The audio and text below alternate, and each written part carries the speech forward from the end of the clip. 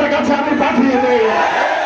বাংলাদেশ জামায়াত ইসলামী আজকের এই কর্মসূচিটি কেন্দ্র ঘোষিত কর্মসূচি।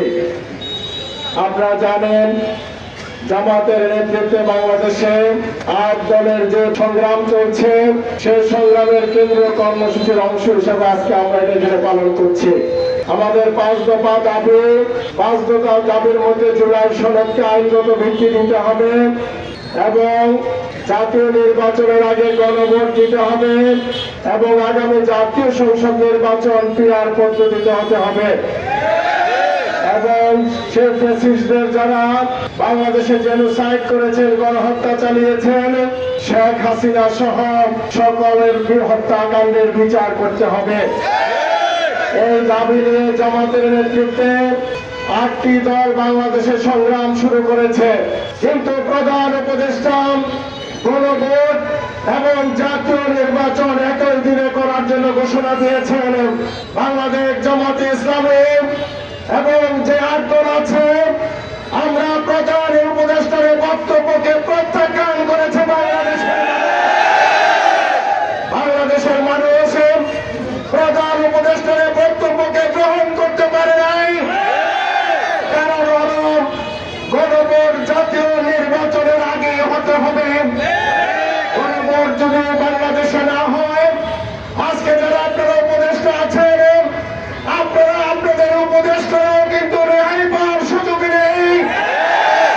বাংলাদেশ জামাত ইসলামী সহ 8 দলে 5 দফা দাবির জন্য সংগ্রাম শুরু করেছেন।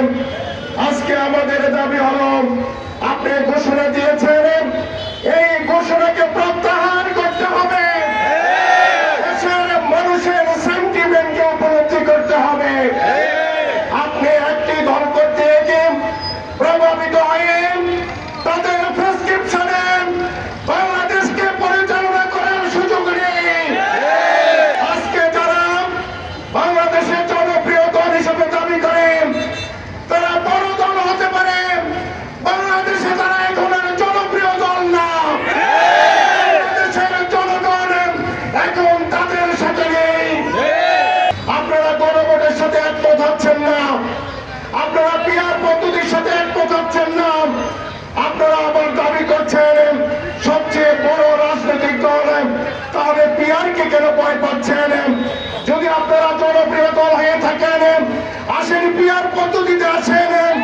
আপনারা পিআর পদ্ধতিতে এসেন, প্রমাণ করুন আপনারা বাংলাদেশের একটি জনপ্রিয় দল। ডাক্তার শফিকুর রহমান বলেছেন, গণভোট যদি বাংলাদেশে না হয়, জুলাই সনদের যদি আইনগত ভিত্তি না হয়, 26 সালে বাংলাদেশে কোন নির্বাচন হবে না। আমি যদি কেরানির চাকরি করে থাকি, তাহলে সুপ্রিম কোর্টের সনদটা আপনার বাসায় আমি পাঠিয়ে দেই। কেরানির চাকরি করে কুমিল্লা 10 স্টুডেন্ট সেক্রেটারি নির্বাচিত পদটি আপনার কাছে আমি পাঠিয়ে দেই। আমি যদি কেরানিগিরি করে থাকি, খাগড়াছড়ি মেডিকেল সেন্টারের চেয়ারম্যান পদটি আপনার কাছে আমি পাঠিয়ে দেই। আমি যদি কেরানিগিরি করে থাকি, মাটিরাঙ্গা রেসিডেন্সিয়াল স্কুলের প্রতিষ্ঠাতা সভাপতি, এই পদটি আপনার বাসায় আমি পাঠিয়ে দেই। ভাইয়ের আমার, আমি বলবো, আপনি আমার বড় ভাই, আমার ব্যাপারে মিথ্যাচারের প্রয়োজন নাই।